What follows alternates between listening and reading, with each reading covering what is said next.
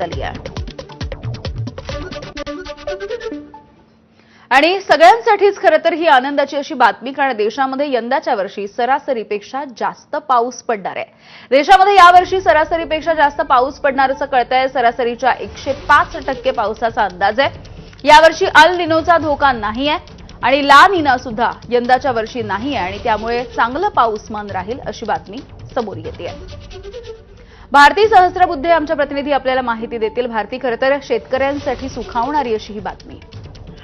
फक्त शेतकऱ्यांसाठीच नाही तर सगळ्या नागरिकांसाठीच, कारण आपल्याला सगळ्यांनाच पाण्याचा वापर असतो। आपण रोज बातम्या देतोय की धरणांमध्ये कमी पाणी आहे, त्यामुळे प्रत्येक माणसाच्या आयुष्यावर परिणाम करणारी अशी ही बातमी आहे आणि सगळ्यात आनंदाची अशी बातमी आहे, कारण या वर्षीच्या मान्सूनचं हे पहिलं प्रेडिक्शन, पहिला अंदाज होता आणि साधारण 105% पावसाचा अंदाज वर्तवलाय। 104% वर जेव्हा पावसाचा अंदाज वर्तवला जातो त्याला अबव नॉर्मल किंवा सरासरीपेक्षा जास्त पाऊस असं म्हटलं जातं।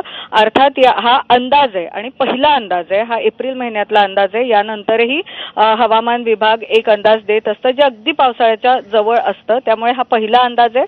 पण यात तरी कुठलाही म्हणजे दुष्काळ पडण्याचा, पाऊस कमी होण्याचा धोका दिसत नाहीये, त्यामुळे आनंदाची बातमी आहे।